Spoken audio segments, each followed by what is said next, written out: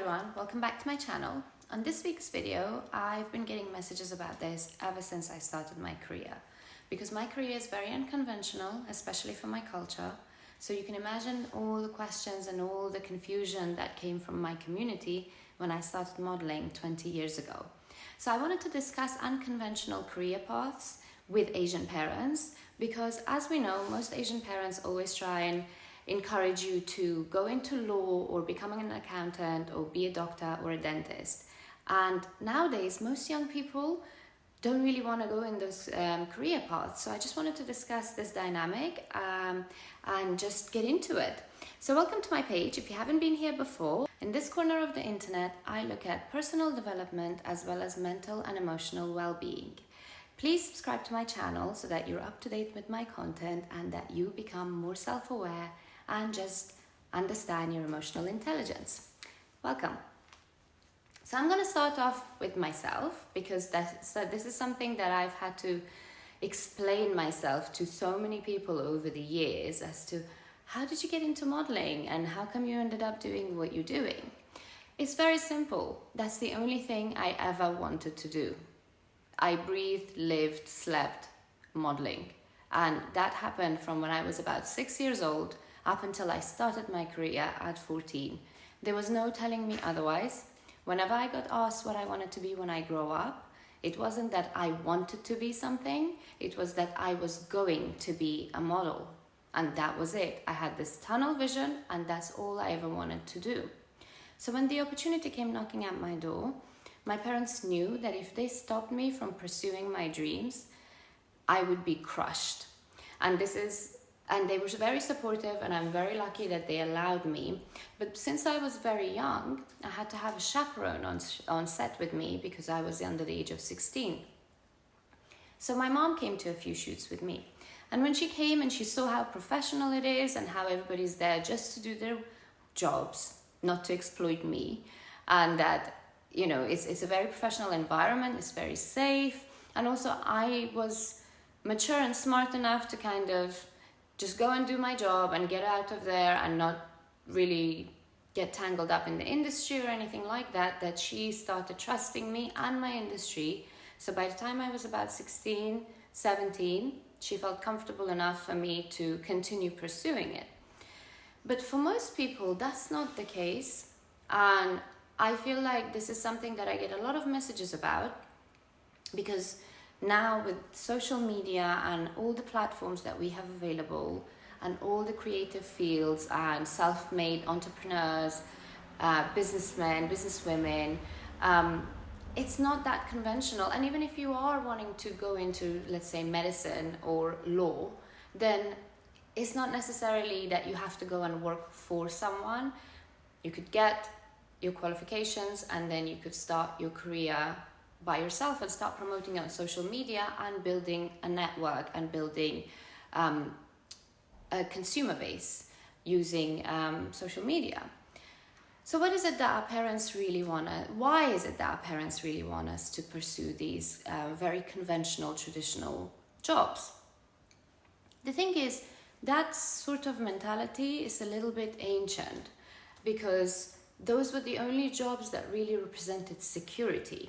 So like I mentioned in the video that I did previously about marriage pressures, at the end of the day, our parents are only looking to make sure that we're secure and we're taken care of. And having a conventional, respected job, such as being a doctor or a teacher or an accountant, represents financial security in the long run. And so our parents always want us to do something so that they could be proud of, we could be proud of, and that it's a long life career and that we are taken care of and we have that sense of security because we've studied this, we graduated, and therefore we pursued it and we're set for life. Firstly, with pursuing such career as law or medicine, I mean, if you wish to do that, by all means, that's what makes you happy, that's what you're passionate about, please go and pursue that and do good for the world. This video isn't to encourage anyone to not get a job or not pursue a conventional career path and just go into arts and rebel. This video is just to explain that that's not the only option, and also that our parents think a certain way for a reason, but those reasons are just not applicable anymore. I mean, look at me, for example. Despite my parents allowing me to pursue my dream career and be a model, they still were very, very keen for me to attend university, because they're both intellectuals, they both have masters and PhDs. So for them, for my brother and I, to have a high education was no question. Like, that's just what we had to do. So I still went and got my degree. I graduated in advertising and brand management. And have I ever worked in my career? Absolutely not. Have I used my degree? Absolutely not. Am I in debt with student loans? Absolutely yes. So this is what I mean, that what we thought, like, those careers require you to have an education or a qualification to get to it. But some people don't even want to go to university anymore. And nowadays, the way the world of careers and jobs work, that it's more about experience and your skill, not so much about the qualification. So if you wish, I really enjoyed university and I have no regrets going, and I'm really glad that I got my degree because I like having my degree, but that's just my own personal preference. And I really enjoyed my university life. So that's an experience that I wouldn't have been able to experience otherwise had I not attended uni. So the question of when people ask you, oh, what are you thinking of doing once you finish school, or even if you're at uni when you graduate? And if you feel confused and you don't know what you want to do, that's absolutely normal. I've had a full career of 20 years and I'm a little bit over it now. And I still don't know what I want to do right now. And I've had a full life and I've got my degree and all of that. The thing is, with people, you never really know. And it doesn't mean that just because you fall into something that is your career or your life for the rest of your life. You are never stuck. You never have to do something and stick it out.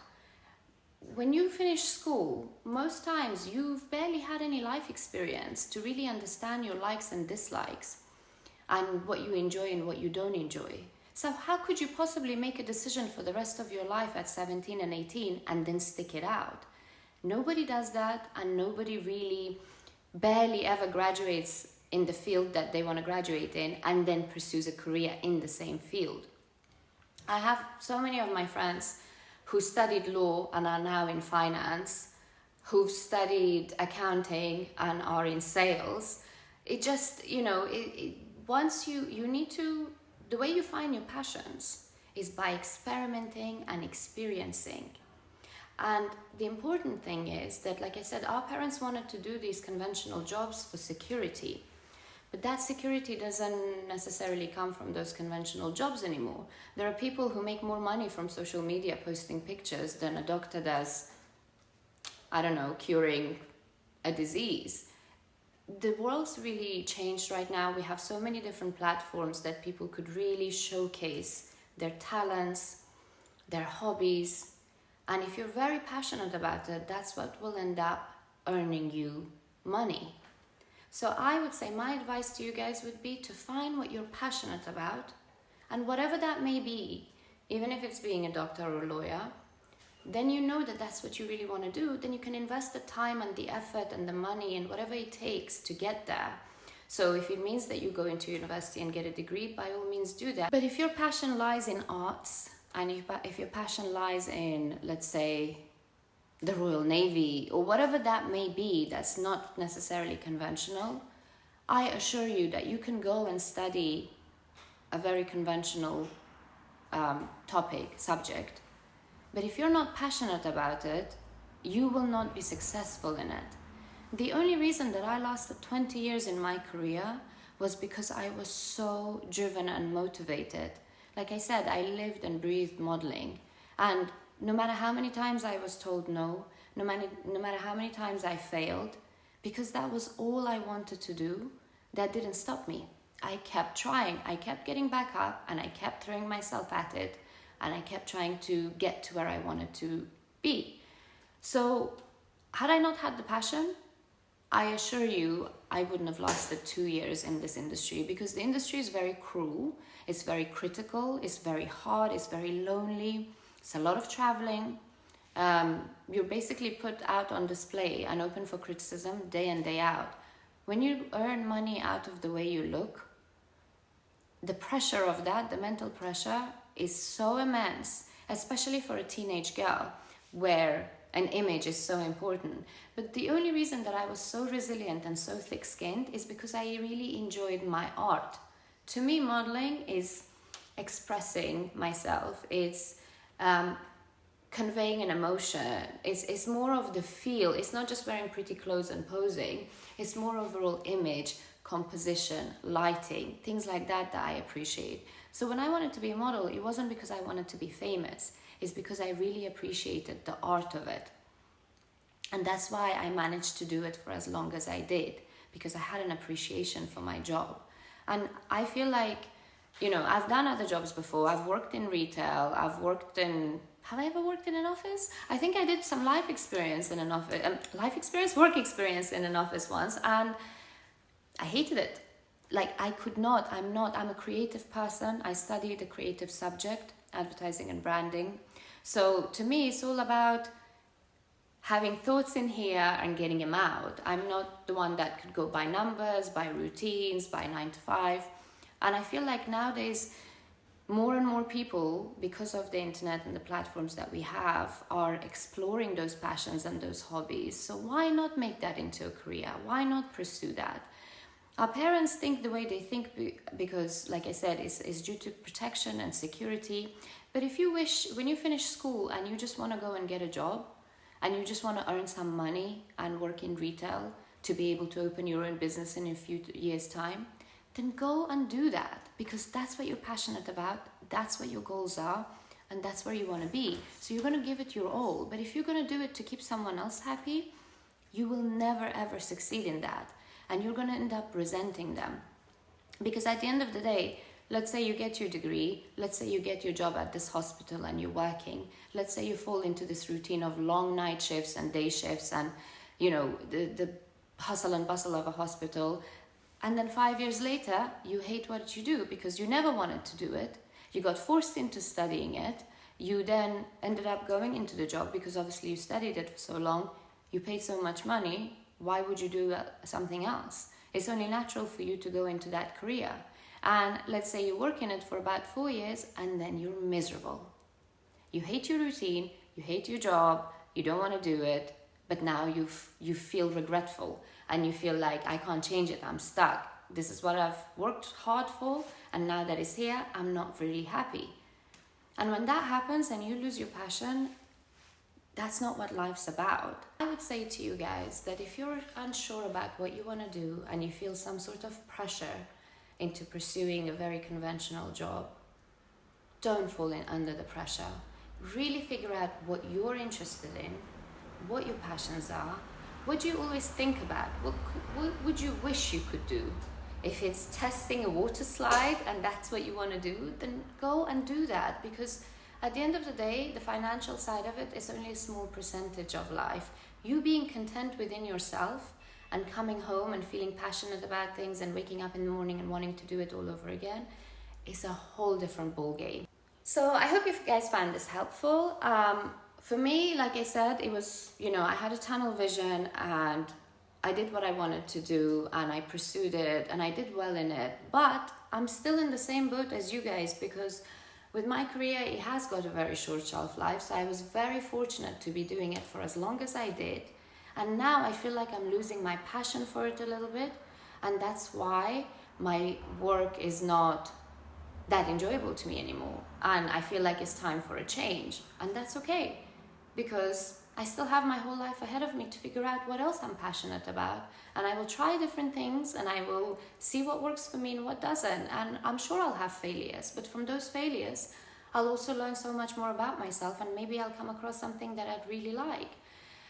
So we're all in the same boat. You're not alone. I've been there. My brother's been there. My friends have been there. It's just part of life. And you've just got to go. It's the journey, it's the progress, not so much the destination.